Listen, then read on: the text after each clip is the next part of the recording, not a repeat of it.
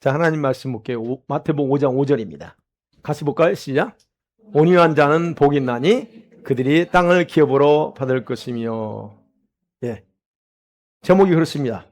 여러분과 제가 온유함의 옷을 입지 않으면 두 가지에 여러분과 저는 쉽게 노출된다는 사실을 오늘 같이 나누려고 합니다.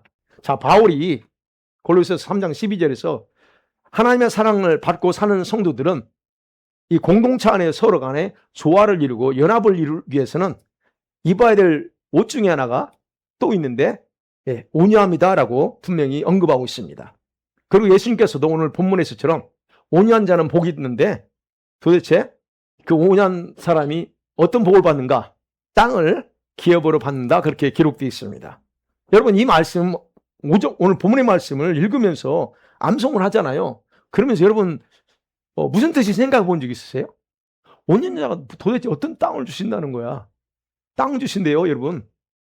얼마나 좋아요. 부동산 주신대. 땅을 준다고 했잖아요, 땅.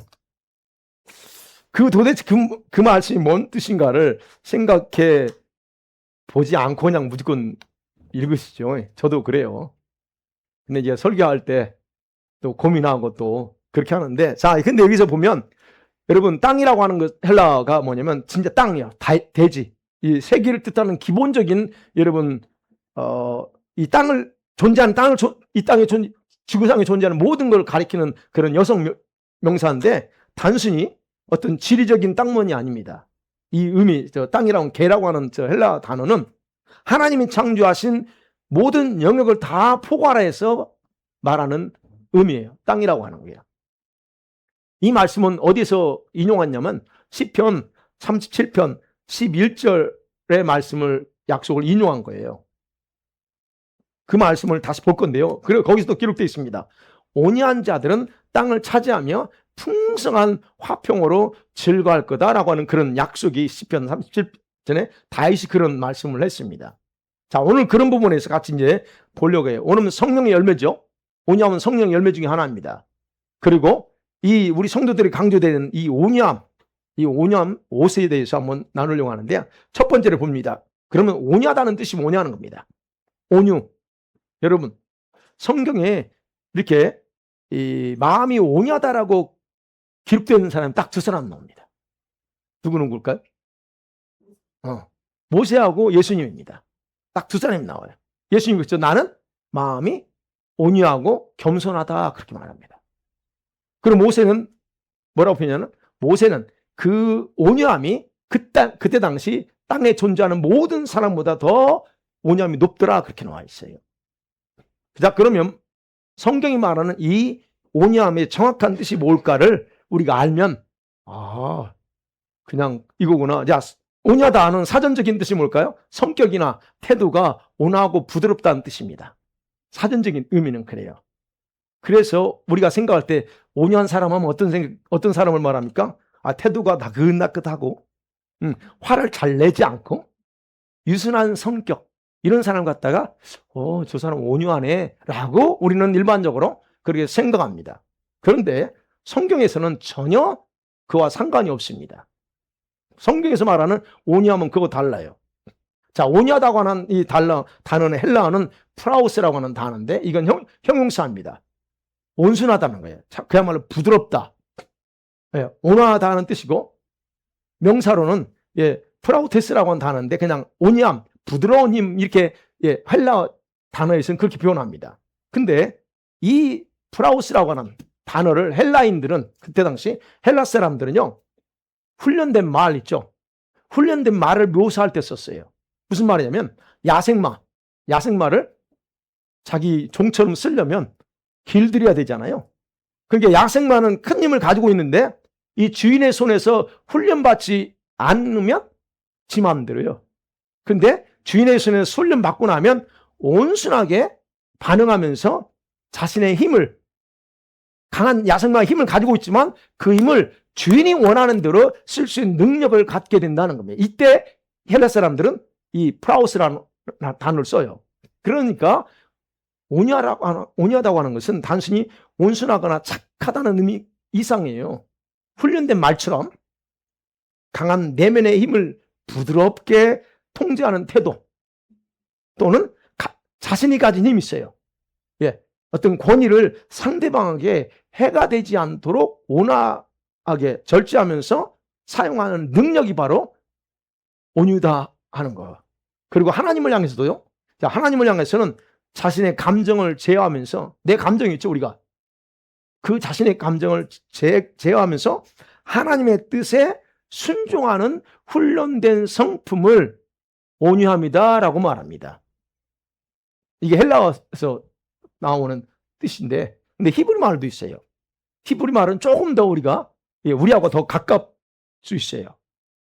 히브리 말의 온유라고 하는 단어는 이 아나빔이란 명사인데 뭐냐면 고난당한다네요.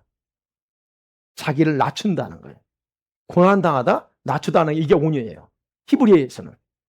그러면 히브리적인 표현에서 온유한 사람이란 뭐예요? 고통당하는 사람이요. 괴롭힘을 받는 사람이라는 뜻이에요. 그렇기 때문에 아까 그랬죠? 헬라적인 의미의 성격이 온순한 사람과는 차이가 좀 있습니다. 그렇다면 이 히브리적인 개념에서 온유한 사람, 아나빔이라고 하는 것은 어떤 사람을 가리키느냐 하는 거예요. 그게 바로 다윗이 오늘 시편 37편에서 거기서 나옵니다. 다윗이 시편 37편을 썼거든요. 근데 다윗은 그때 당시 내용 다 볼게요. 이런 내용이에요. 당시 악한 지주들, 부자들이 가난한 사람들을 괴롭히는 상황을 시로 쓴 게 바로 시편 37편입니다. 근데 우리가 아는 것처럼 율법에 하나님께서는 자기 동족 이스라엘 백성들을 괴롭히지 말라고 그랬고, 자기 동족의 땅을 토지를 나눠진 토지를 지 마음대로 이렇게 뺏지 못하게 사실은 법적으로 이렇게 했죠. 그런데 이 사람이 악한지라 돈 많은 그런 사람들은 그거 상관없이 또 어떻게 합니까? 그런 가난한 사람을 학대하거나 토지를 빼앗는 일이 그때 당시에 비일비재했다는 얘기예요. 역사적으로 보니까.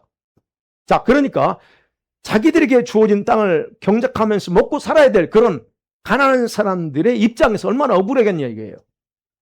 그러면 우리 같으면 우리 데모합시다 하면 해가지고 저거 그냥 다 몰아내버리자. 아니, 그럴 수 있는데 다윗이 바로 그렇게 얘기하지 않고, 다윗은 그런 가난한 사람들을 대변해서 마치 선지자적인 입장에서 그들에게 무엇을 해야 될지 가르쳐줘요. 어떻게 해야 되냐는 거예요. 그런 상황할 때. 그게 이제 37편 1절에서 10절까지는 바로 그런 불의한 자들의 악을 행하는 걸 통해서 화내지 말고 질투하지 말고 그냥 기다려라고 얘기하는 거예요. 네. 그리고 나서 11절부터 마지막 34절 거기까지 보면 반복해서 하는 말이에요.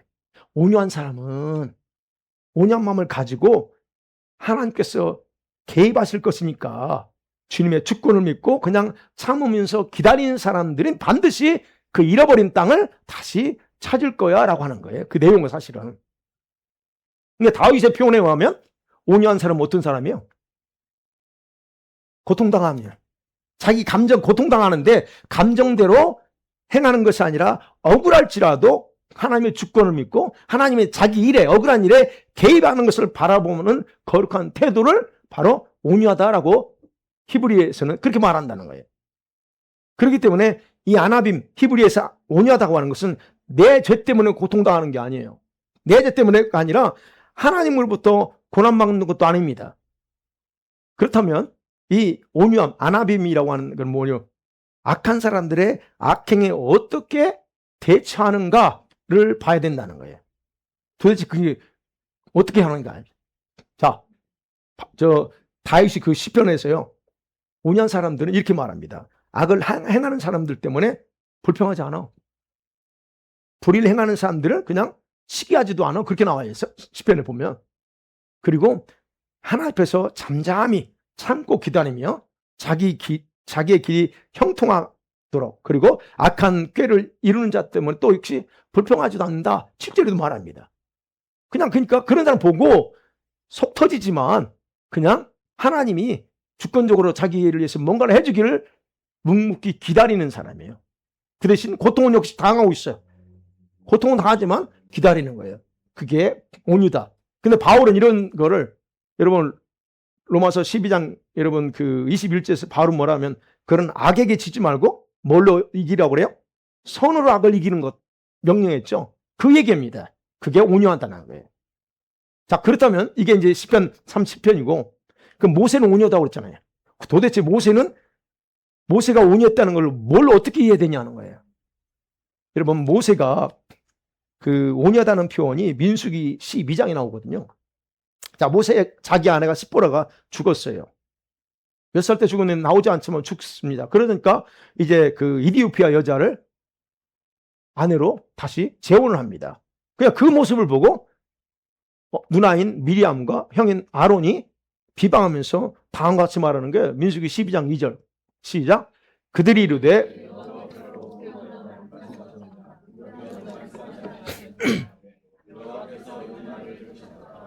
예. 자, 그리고 이제 이게요. 그리고 나서 곧바로 3절에 뭐라고 하냐면 모세는 온유함이 지면에 모든 사람보다 더했다는 그 3절이 기록되어 있어요. 자, 여기서 똑같아요. 온유함이 아나빔이에요. 히브리 말로. 근데 여기서 자기를 낮춘다는 거예요. 괴롭힘을 당한다는 거예요. 이 뜻이. 자, 그러면 모세가 여기서 온유했다고 하는 걸 뭘 의미해요? 자신을 비방하는 소리에 대응하지 않고 자신의 감정을 억제하고 오히려 자기를 절제하고 참아서 하나님의 뜻을 기다렸다는 것을 우리에게 이해할 수 있다는 거예요. 한마디 안 합니다. 그래서 자, 아론과 미리암이 비방했다고 했잖아요. 비방했습니다. 자, 그럼 비방이 어떤 것이었는지 알아볼 필요가 있어요. 도대체 어떻게 비방했느냐는 거예요. 자, 여기서 비방이라고 하는 헬라 단어는 그요 이겁니다. 성경에는 비방한다, 사람을 비난한다는 히브리 말에 세 단어가 있어요. 하나는 헤르파인데 이거는 수치를 주는 모욕을 주는 거예요. 사람들 모욕을 주는 거, 조롱하는 거죠. 그 다음에 이제 니아츠타라고 하는 단어가 있는데 이건 뭐냐면 조롱하는 거예요. 멸시하는 행위예요. 이거는 뭐냐면 불신자들이 하나님을 조롱하거나 우리 믿는 자들을 조롱할 때 이제 이렇게 쓰는 말이에요. 근데 또 세 번째 디베루라고 하는 히브리 단어가 있습니다. 이건 막 거짓말하다. 거짓말하면 헐뜯는다는 얘기예요. 자, 그러면 그게 모욕이 그죠? 근데 여기서 이 민수기에서 미리암이 비방했다는 단어는 세 번째 단어를 썼어요. 네, 디베루라고 하는 단어를 씁니다. 그럼 뭘 이게요? 미리암이 모세의 재혼에 대해서 없는 말까지 진짜인 것처럼 모욕했다는 거예요. 그럼 잘 생각해 보세요. 저기 말씀대 보면 미리암이 뭐라고 그래요? 우리와도 말씀하지 아니하셨느냐? 너하고만 얘기한 게 아니고 우리와도 말씀하셨어 라면서 비방한 거거든요. 근데 재혼했다고 비방하잖아요. 너하고 말씀했니? 우리한테도 얘기했어 라고 얘기하는 거거든요. 그럼 여러분 생각해 보세요. 하나님은 미리암과는 말씀하지 않았습니다. 개인적으로 감동은 받을 수 있어요. 나중에 홍해 건널 때 미리암이 뭐라죠? 감동받아가지고 소금을 치면서 춤을 추면서 해요. 그때는 감동받을 수 있었어요. 근데 그 이후에 미리암은 뭐 하나님 미리암하고 대화했다는 얘기 한 번도 안 나옵니다. 모세하고만 해요, 사실은. 물론 이제 상식적으로는 오늘날 누리고 여러분 다 하나님과 소통할 수 있습니다. 열려 있어요. 그러나 중요한 것은 소통이 열려 있어도 여러분이 음성 못 들으면 아무 소용이 없어요. 그러면 하나님 말씀 안 하십니까? 안 하신 거예요. 했다 할지라도 여러분이 못 들었어. 그걸 그러면 소통했다고 그러냐? 하나님이 아니라는 거예요. 지금 그 얘기하는 겁니다. 모세야만 하나님은 성경에 보면 모세하고만 얘기했어요. 물론 이제 아론한테 하나님이 이제 이게 해서 하게 했죠. 그러니까 결국 저 말은 뭐냐면 하나님께서 자신과 말씀하신 것처럼 말하면서 비방했다는 거예요. 나도 하나님의 음성을 들었는데 너 그 재혼한 건 잘못이야 라고 하는 식으로 없는 말 지어서 비방했다는 그런 뜻이에요. 그러니까 결국 약간 못마땅한 거죠. 동생이 자기 와이프 죽은 지 얼마 됐는지 모르지만 재혼하니까 그럴 수 있어요. 인간적으로 이해할 수 있습니다. 그런데 중요한 건 모세의 태도라는 거예요. 그런 비방과 모욕을 듣고서 모세는 어떻게 했어요? 일절 변명도 반응도 하지 않습니다. 자, 모세의 이런 반응이 바로 그가 온유하다는 걸 증명해 주는 건데 아까 그랬죠. 온유가 아나빔 뭐 있어요? 괴롭힌다. 예, 억압당한다는 거야. 누구만가 의해서. 그럴 때 그게 쓰인 단어다. 그러면 모세가 여러분 이런 일을 미람한테만 받은 게 아니죠. 이스라엘 백성들한테 무수히 원망, 불평 당합니다. 그게 다 당한 거예요. 모욕당한 거예요. 근데 그때 모세가 어떻게 했어요? 어떻게 반응하냐 이거예요. 아무 반응 안 해요. 예. 수없이 불평하고 원망하고 힘들게 하는 그런 백성들 때문에 말은 하지 않았어요. 고통당하면서 그들에게 한 번 화를 낸 것, 예? 아주 결정적인 화죠. 그것 때문에 못 하지만 한 번 화를 낸 것 외에는 스스로 모든 걸 다 받아들여야 다. 그게 바로 모세를 온유하다라고 하는 거예요. 자, 무엇이 그걸 가능하게 했을까 하는 거예요. 모세가 그 모든 걸 다 그냥 몸으로 받아버려요. 그게 어떻게 가능하냐는 거예요. 뭐 때문에? 모세는요, 자기를 부르신 사명이 뭔지를 알았어요. 사명이 뭔지를 알았기 때문에 고통 속에서도 견디면서 하나님의 뜻에 순종하고 그리고 하나님께서 직접 역사하는 걸 보았기 때문에 그냥 그는 모든 걸 받아요. 그게 온유라는 거예요. 백성들의 완악함을 자기 스스로 할 수 있는 것이 아니란 거 알았어요. 막 불평합니다. 합들합니다. 그걸 어떻게 하라고. 자기 해결할 게 하나도 없어. 그걸 알았기 때문에 그냥 함구하고 그냥 받아버려요. 근데 그러면 누가 해요? 하나님이? 하나님이 다 하셔요. 듣고 나서. 근데 결론적으로 뭐냐면 이제 구약성에 결론적으로 온유한 사람은 하나님을 두려워하기 때문에 자신이 당하는 고통보다는 하나님의 사명을 더 중요시하고 그리고 고통의 문제를 여러분 자신의 힘으로 처리하는 게 아니고 하나님의 개입하시고 하나님의 주권을 기대하면서 고통을 참고 기다린 것을 온유다라고 모세와의 관계 속에는 그렇게 이해할 수 있다는 거예요. 자, 이것이 바로 여러분 이것은 하나님의 뜻에 순종하고 사명을 완수하기 위해서 자신의 자아를 꺾지 아니하면 불가능합니다. 우리 문제는 내 자아를 내세우는 게 문제잖아요. 자아를 꺾지 않으면 불가능해요. 자, 그럴 때에 하나님의 능력의 손에서 야생마처럼 날뛰고 있는 속에서 막 움직이는 이런 것들은 날뛰지 않고 인내하면서 자기를 연단할 수 있는 거라 하는 겁니다. 그래서 여러분 단순히 사람이 좋고 착한 성품으로는 하나님의 사명을 이룰 수가 없는 거예요. 사람은 참 좋은데 하나님이 안 써. 아시죠? 우리 주변에 얼마나 좋은 사람 많습니까? 재능도 많고 학식도 많은 사람이 얼마나 많아요. 근데 하나님 그들을 못 씁니다. 그러니까 착하고 순한 것 가지고 하나님의 사명을 이룰 수 있는 게 아니라는 거예요. 그래서 우리가 알 수 있는 것은 이 온유함의 반대는 뭐예요 그럼? 우리의 온유함의 반대는 자신을 하나님의 뜻에 굴복하지 않거나 꺾지 않는 게 바로 온유함의 반대예요. 그래서 성경은 그걸 뭐라고 그래요? 목이 곧다라고 그래요. stubbornness라고 그래요. 목이 곧아 아주 뻣뻣하다는 거죠. 자, 이스라엘 백성들이요 광야에서 훈련받지 않고 제멋대로 했기 때문에 하나님은 그들을 목이 뭐라고 그래요? 강철같이 저놈들은 강철같 되라고 한탄했던 거예요. 그게 언제도 그랬을까요? 예수님이 죽으시고 나서 사도행전에 또 나옵니다. 이스라엘 백성들이 예수님 죽었을 때 사도행전 7장 51절 이렇게 말합니다. 시작. 목이 곧고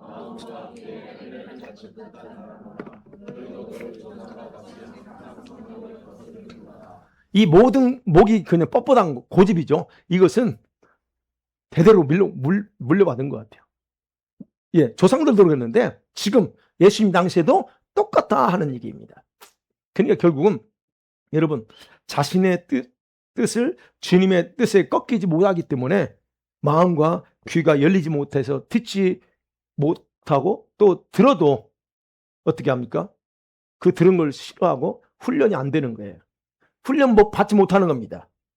우리는 훈련 받아야 되는데 그래서 고집도 꺾고 좀 이런 거 해야 되는데 훈련이 안 돼. 그래서 온유의 반대는 자만이에요. 교만인 겁니다. 그것은요 여러분 뭘로 드러나는 줄 아세요? 여러분이 그 온유함의 반대가 뭘로 드러나? 교만과 자만이라고 표현했는데 뭘로 드러나냐면 여러분 성질 더럽고 사납고 난폭하고 계속해서 인내력이 없는 모습으로 그냥 푹 드러나 버려요. 그게. 여러분 혹시 지금은 안 그러시죠? 예. 참 5년 전만 해도 10년 전만 해도 욱하고 확 올라온 이게요. 더러운 모습이 성질 더럽다고 그러죠. 한국말로. 성질 참 더럽네 저거. 이거요. 이게 바로 온유와 반대 성품들이 교만으로 그게 교만인데 그게 튀어나온다는 거예요. 인내력이 없어요. 이게 어쨌든 온유함이라는 게 성경적으로 이런 것이다라는 겁니다. 자, 그럼 두 번째 생각할게. 이 온유함의 옷을 왜 입어야 되냐? 중요성이 뭐냐는 거예요. 여러분, 하나님은 우리 성격과 성품이 난폭하거나 고집스러운 자를 가까이 할 거요? 그 반대일까요? 고집스러워. 아주 그냥 성격이 난폭해. 이런 사람 하나님이 가까이 하면서 나하고 좀 같이 지내자 할까요? 반대입니다. 안 되죠. 하나님 그런 사람 가까이 하지 않습니다. 이런 사람들에게는요, 그런 사람들에게서 하나님의 사랑의 성품이 몇 프로가 나올까? 여러분, 몇 프로 나올까? 그 성질이 막 급하고 더러운 사람들한테. 하나님의 사랑. 믿는 사람이에요. 지금 부르지 말고. 믿는다고 하는 사람이 성질이 더러운 사람에서 하나님의 사랑이 몇 프로 나올 것 같아요? 안 나올 거예요, 아마. 물론 말은 사랑한다고 그러지. 왜 그러냐면요. 온유함이라고 하는 사랑의 특성으로 나타나기 때문에 그래요. 온유한 사람은 사랑의 특성으로 그게 자기 온유함이 표출돼 나와요. 여러분, 하나님의 사랑을 정확하게 이해하고 받은 사람에게는요, 이 온유함이 흘러나오게 돼 있다는 거예요.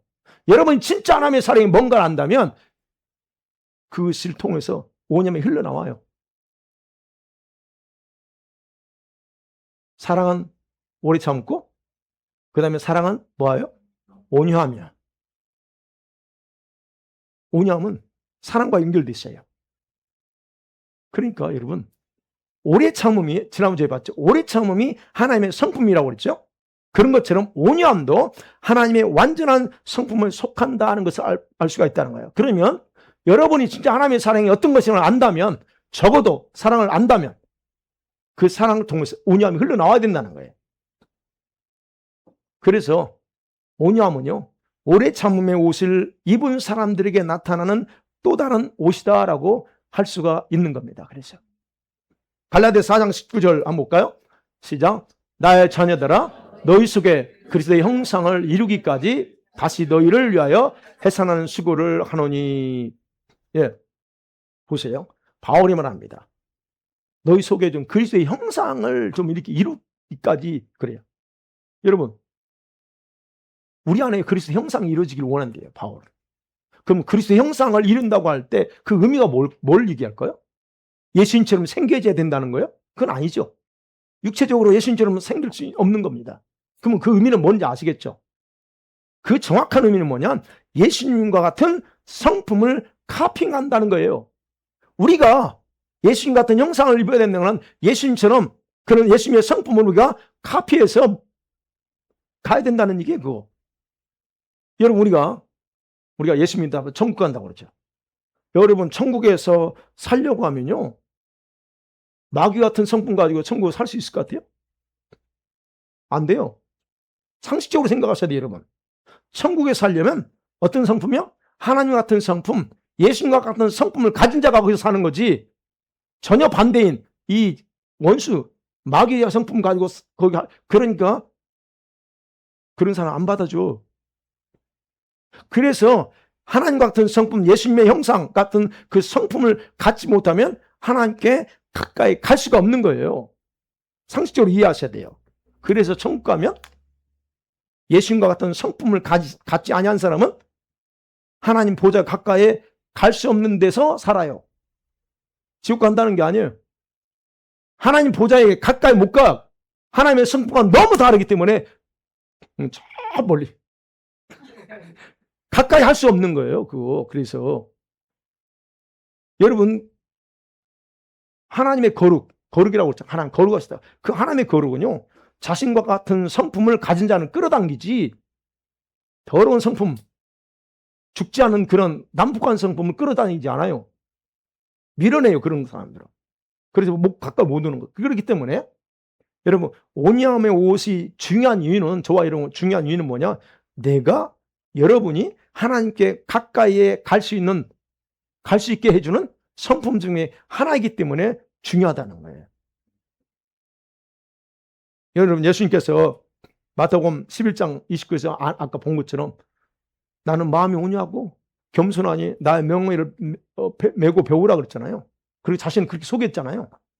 그러면 여러분, 이것은 뭘 얘기합니까? 예수님이 공생애를 사는 동안 어떠한 고난을 통해서 하나님의 뜻을 이루어 나갔을 것인가를 미리 예측하게 하는 말씀이에요. 그런데 어느 누구도 이 말씀에서 그것을 인식하지 못합니다. 예수님께서 바리새인들로부터 고통과 억압을 받으셨습니다. 그렇지만 그때마다 다 지혜롭게 대처하셨어요. 그렇죠? 말 한마디 한마디에 말로 얼마나 공격했습니까? 육체적으로 피지컬적으로 공격한 게 아니잖아요. 말로 공격하고 막 시비 걸었잖아요. 여러분, 그것이 주님이 그때 대처했지만 그렇다고 예수님이 당한 그 내적인 고통이 없었느냐? 아닙니다. 예수님이 당한 내적인 고통은 견디기 쉬운 게 아니었다는 거예요.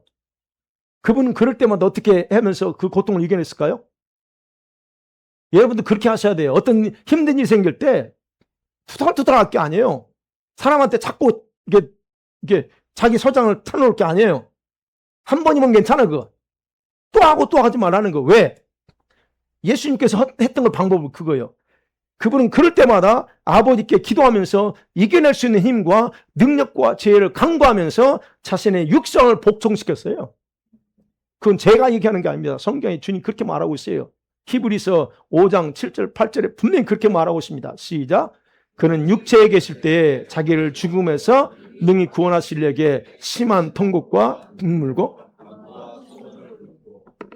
구원하심으로 말미암아 쓰임 얻었느니라. 그가 아들이시면서도 받으신 고난으로 순종을 배워서 뭐라고 표현됐습니까? 육체로 계실 때 어마어마한 고통당했어요. 바리새인한테 말로 내적으로 영적으로 공격 많이 받았습니다. 그때 거기 말합니다. 심한 고통. 도대체 예수님 고통당한 게 언제 있어요? 십자가에서 죽기 전에 그런 육체적으로 당했지만 그 외에는 육체적으로 당한 적이 없어요. 그 뭔 얘기예요? 심적인, 내적인, 정신적인, 영적인 고통을 당해요. 그럴 때 어떻게 했냐는 거야. 그렇죠. 눈물과 간구, 소원을 하나님께 올려요. 그럴 때 하나님께 호소하는 주님, 이것들이 나를 잡아먹으려고 합니다. 그거를 그대로 하나님께 그러면서 예수님은 그러면서 어떻게 해요? 아들이지만 그 고난으로 뭘 배웠다는 거예요? 순종해요. 그래도 순종해라 너. 그 미워하지 말고 그거 들이받지 말고 저처럼 각 들이받지 말고 그냥 해라. 순종해라. 그래서 그 순종을 배웠어요. 예수님도. 처음부터 순종된 게 아니고 그런 과정에서 기도하면서 자신을 쳐서 복종시키면서 순종을 배웠다 얘기하는 거예요. 이 방법을 쓰라는 거예요. 그래서 사람들한테 자꾸 이렇게 그렇게 하지 말고 이 방법을 써야 돼요. 그러니까 예수님은 자신이 아들로서 가지는 권세도 있어. 사실은요. 능력도 있어요. 근데 그걸 남용하지 않습니다. 그러면서 십자가의 길을 걸으면서 모욕당하고 고난 속에서도 침묵하면서 끝까지 뭐 했어요? 용서하고 사랑으로 반응했다라고 얘기하는 거예요. 그래서 여러분, 온유는 자신의 권리와 힘을 포기하면서 하나님의 뜻에 순종하는 마음에서 나오는 거예요. 그 온유가. 바로 주님의 온유함은 그래서 자신의 자아를 꺾어서 하나님의 뜻에 복종함으로 꽃을 피웠다라고 하는 게 지금 히브리서 5장 7절 8절입니다. 그러니까 여러분, 저와 여러분 개인적으로 보면 주님의 멍에를 메고 배우기 위해서는 먼저 바로 이 온유함의 옷을 입지 않고는 불가능하던 걸 알 수 있어요. 그럼 여기 생각하죠. 나의 멍에는 나는 마음이 오냐고 겸손할 때 내 멍에 매라. 그럼 여기서 멍에는 뭐냐는 거예요. 멍에를 매래요. 그걸 왜 매? 멍에가 뭐예요? 문자적으로 우리가 아는 거. 소가 여기 뒤에 하는 거예요. 그때 이스라엘에서는 소 한 마리를 몰지 않습니다. 두 마리 짝을 지어서 항상 몰게 돼요. 그러면 그 소 두 마리에 내가 짐을 끓는 그래서 이 뒤에다 딱 이게 배는 그래서 막대기나 어떤 이 소를 컨트롤하기 위해서는 그런 그걸 멍이라고 그래요. 그러면 이거는 실제로 그런 멍이가 아니죠. 예수님이 내 멍이를 매라고 하는 것은 예수님과 연합 또는 하나님과의 관계에서 져야 될 의무나 짐, 그거를 상징하는 단어예요. 멍이라고 하는 단어가. 그래서 여기서 매다라고 하는 건 들어 올리라는 거예요. 맨다라고 하는 들어 올린다. 그러면 결국 자신에게서 쉼을 얻기 위해서는 예수님이 하는 얘기예요. 내 안에 쉼을 얻으려면 나의 멍에를 함께 메어야, 그리고 혼자 매는 게 아니고, 그렇죠. 이스라엘 소 2마리가 한다고 그랬잖아요. 그러니 너 혼자 인생이 그 맹을 메지 말고 네 명을 같이 매라는 거야. 그리고 그것이 무엇인가를 배우라 그래요. 내게 와서 배우라 그랬잖아요. 여러분, 배우는 것은, 여기서 헬라 단어는 배운다고 하는 것은 단순히 지식을 습득하는 게 아닙니다. 경험하고 반복되는 체험, 그 체험을 통해서 몸에 익힌다는 뜻이에요. 몸이 익혀버려요. 몸이 그냥 자동으로 그걸 받아들이는 거예요. 여러분, 아까 제가 여기 찬양하고 가면서 갑자기 생각이 들어요. 우리가 수목금 예배 있잖아요. 만일에 아까 우리 집사람하고 사모, 만일에 우리가 그냥 예배를 주일만, 예전처럼 예배 주일날만 드리면 그동안에 뭐 할까 우리가 수요일날, 목요일날, 금요일날 저녁에 뭐 할까? 여러분, 예배가 없었다면 우리 뭐 할 것 같아요? 저는 책을 좋아하니까, 또 연구하는 걸 좋아하니까 아마 똑같이 빡세게 아마 책 보면 연구하거나 아니면 필요한 영상들, 책 아니면 영상에 깊이 빠졌을 거다. 그게 자동적으로 고백도 왔어요. 저만 그럴지 않겠지만, 여러분, 만약 예배가 없었다면 여러분은 분명히 이 시간에 다른 걸 하고 있을 거라는 거예요. 근데 지금 우리는, 제가 무슨 얘기 하려면, 이 몸에 배어 있어. 수목금 예배는 그 자동으로 몸에 배어 있다 보니까 우리는 이제는 그런 것들에 대해서 몸에 안 들어와. 그 이 시간 되면 이 자리 와 있어. 와서 예배하고 찬양하고 기도하고 하는 게, 이게 그냥 몸에 배우는 거. 이게 지금 얘기하는 거예요. 지금 배운다고 하는 것은 그 얘기하는 거예요. 몸으로 몸에 익혀버리는, 내 몸의 일부가 되게 만들어버리는 거. 이게 배운다는 뜻이라는 거예요. 그럼 예수님께서 왜 이렇게 말씀하셨을까? 왜 그랬을 것 같아요? 분명히 그래서 30절을 보면 자신의 멍에는 우리 성도들에게 모두 몸에 딱 맞는 거래요. 그게 30절 말씀이 이거예요. 그 멍에, 예수님의 멍에는 우리한테 딱 맞는, 몸에 딱 맞는 거라. 그러니까 그런 얘기한 거고, 결코 무거운 것도 아니고, 그리고 가볍고 난이도가 높지 않다라고 얘기해요. 제가 그걸 풀어서 말씀드린 거예요. 멍에 매는 난이도가 높은 게 아니라는 거예요. 내 멍에는 쉽고 가볍다고 그랬잖아요. 마지막 구절에 쉽다, 가볍다는 게 내 몸에 딱 맞고, 그리고 난이도가 낮은 거라는 거예요. 그러니까 주님이 그렇게 말씀하시는 거예요. 야, 여러분, 자, 그런 부분에서 왜 우리가 오냐의 옷을 입어야 되는가 할 때, 우리가 인생의 무거운 짐들을 지고 가지고 있지만 그 짐 중에서 가장 무거운 게 뭘까요? 저와 여러분, 육신의 본성입니다. 육성이 제일 힘들어. 그죠?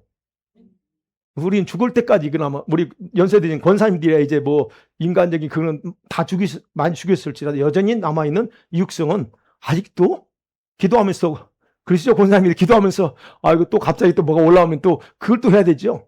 이 육성이요, 가장 무거운 게 이게 육성입니다. 그래서 이 무거운 짐을 혼자 메고 가면서 처리하는 건 결코 쉬운 게 아니에요. 그래서 주님의 말씀 따라 주님의 가르침을 정확하게 배우고 갈 때만 이 육성을, 이 무거운 짐을 처리하는 가능하다. 그래서 이 주님과 함께 배워야 될 성품은 온유함과 그 다음에 겸손함이다 하는 거예요. 마지막 그러면 볼게요. 이 온유함은 어떻게 여러분의 성품으로 자리 잡을 수 있느냐는 거예요. 저에게 어떤 예수님의 온유함이, 그 성품이 어떻게 내 거가 될 수 있을까요? 자, 아까도 말씀드렸지만 우리의 육신의 본성은, 육성은 어떻게, 본성은 길들여지지 않은 야생마처럼 내가 생각하는 대로 날뛰려는 경향이 있어요. 이거 통제하지 않으면 지 맘대로 왔다 갔다 하면서 다 난리쳐요. 이 육성은, 우리의 본성. 그리고 자기 혼자도 가능하다는 생각을 늘 합니다. 나 필요 없어. 내가 모든 걸. 다 그렇게 생각해. 그리고 다른 사람과 함께 있긴 있어. 그렇지만 마음과 생각은 따로 놀아. 우리의 그 야생마적인 성격이, 네, 그게 있어요. 저만 그런 거 아니죠. 제가 그런 스타일이니까 제가 말씀드린 거예요. 저는 누구의 도움도 원하는 사람이 아니에요. 내가 다 할 수 있어. 이런 생각을 늘 가지고 있어요. 지금은 아닙니다. 예. 여러분 이제 도움을 받고 하는데, 그러니까 그거예요. 야생마가 자기 고집을 꺾고 주인에게 순종적이 되도록 길들여지는 과정이 뭐예요? 그게 연단이라는 거예요. 연단. 그러면 순종적으로 길들여지기 위해 필요한 게 뭘까요? 나에게 자기 절제 능력입니다. 이걸 절제해야 돼요. 막 올라오는 것들 절제 능력이고, 그 절제는 어때요? 절제는 하나님의 거룩의 성품을 닮아가는 데 있어서 필수적인 성령의 열매예요. 그죠? 그렇다면 생각해 보세요. 이것이 온유함으로 바꾸기 위해서는 고통과 아픔이라고 하는 강한 망치로 두들겨 맞는 과정과 같다는 얘기예요. 내 야생마 같은 이게 복종되려면 두드려 맞아야 돼, 망치로. 그러니까 결국 뭐예요? 자기 고집이 강한 사람의 경우는 연단 과정이 어떨까요? 약해져요? 아니요. 고집이 강한 사람은 연단 과정이 셉니다. 저 얘기하는 거예요, 지금. 연단 과정이 빡세게 셉니다. 왜? 그 고집을 깨야 되니까 그냥 안 깨져. 강해요. 근데 그 반대인 사람은 약하게 연단받아요. 보세요. 여러분 얼마나 고집 센지. 그러면 고집 세면, 네? 아니, 집사님 그래요. 다른 사람은 안 그럴 수 있어요. 그러니까 여러분 보세요. 우리가 봐요. 내가 연단에 지금 과정에 있다 하면 그게 세다 그러면 그만큼, 아이고, 내가 하나님 앞에 참 고집이 센 사람이구나 아셔야 돼요.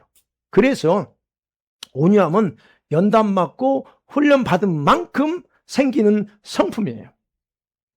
훈련받았어, 그만큼. 그러면 고집이 꺾어지고 이게 깨지면서 온유함은 점점점, 네, 우리 성품에서 자라는 거예요. 그렇기 때문에 자신이 얼마나 연단받았는가를 파악해보면, 아, 내가 그래도 어느 부분에서 그런가를 알 수 있다는 거야. 그래서 연단은 오래 참음이 필수입니다. 이 연단받아는 오래 참지 못하고서는 연단 안 돼. 그래서 필수라는 거예요. 그래서 로마서 5장 3절과 4절 같이 볼게요. 시작. 다만 이뿐 아니라 우리가 환난 중에도 즐거워하나니 이는 환난은 인내를, 인내는 연단을, 연단은 소망을 이루니라. 예, 저기서 환난이 인내를 만들어요. 어려움을 당할 때 인내가, 오래 참음이, 예, 맺어져요. 그러니까 결국은 저와 여러분이 인내가 그냥 생기는 게 아니에요. 이런 환난 같은 과정 속에서 오래 참음이 생기고, 그렇게 만들어진 인내가 자신의 성품이 온유함에 이르도록 만든다는 얘기예요. 그러니까 온유함은, 예, 이런 고난 또는 연단의 과정에서 만들어진다는 거예요. 그래서요, 저기 말하는 것처럼 인내는 이렇게 연단 받음 없이 세워지는 성품이 아니다. 그러면 연단 통해 세워지기 때문에 온유함과 상호 관계가 있어요. 이게 그렇다는 거예요. 그리고 인내는, 저기 뭐죠? 인내는 하나님께 경건하도록 만들어요. 그래서 인내는 연단은 소망을 이루는데, 여러분이 인내가 제대로 되면 하나님께 경건하게 돼요. 경건하게 된다는 뭘까요? 겸손해져. 우리와 이거 하나 앞에 겸손히 순종하는 삶을 살도록 만들어요. 받아보세요. 안 받아서 아직 몰라.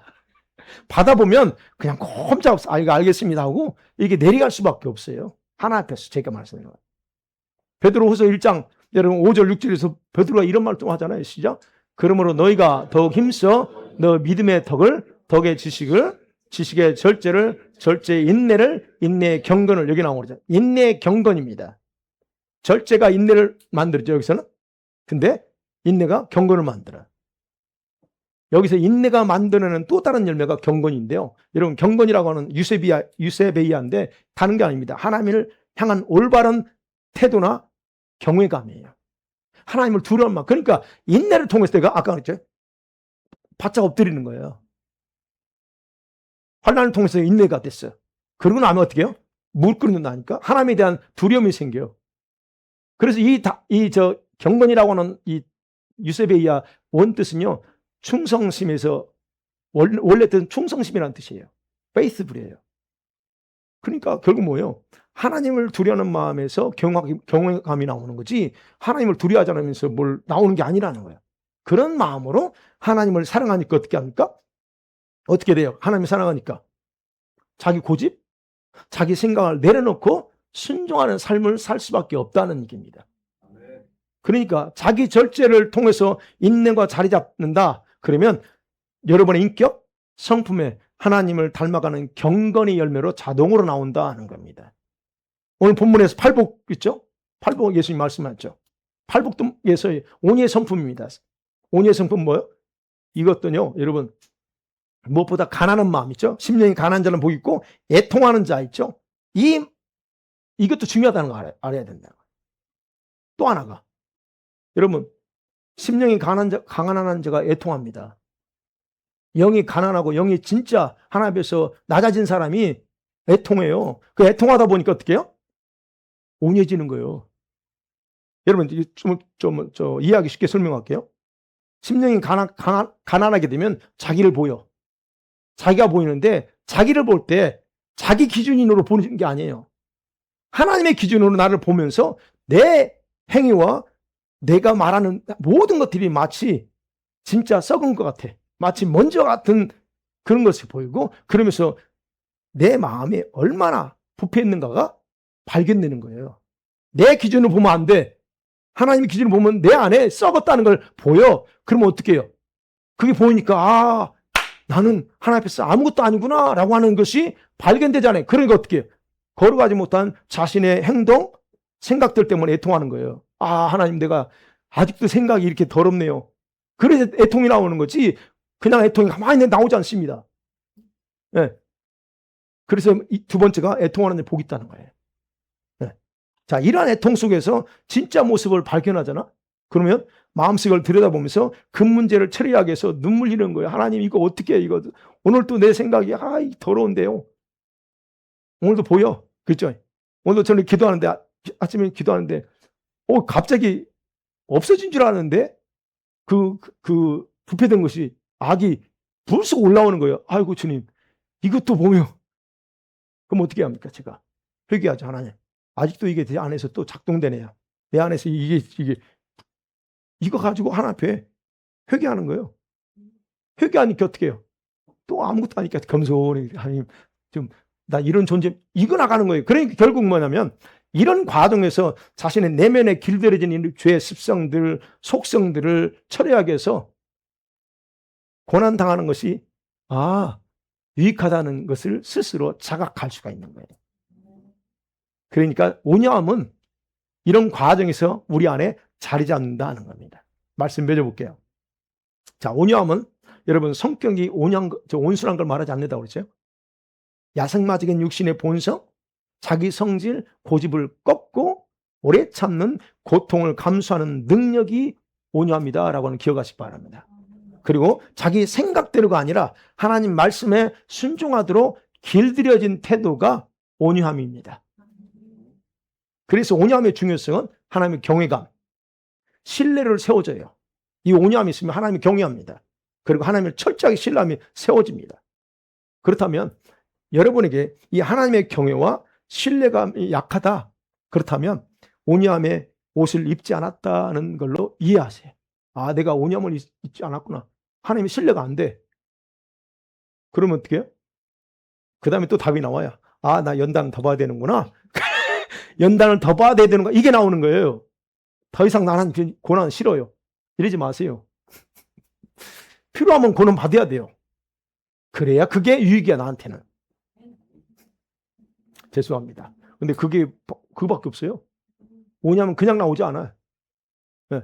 그래서 옷을 입지 않는 가운데서 우리가 사역할 수 있습니다. 봉사할 수 있습니다. 하지 말라는 게 하다 보면 그러죠. 제목이 뭐 있습니까?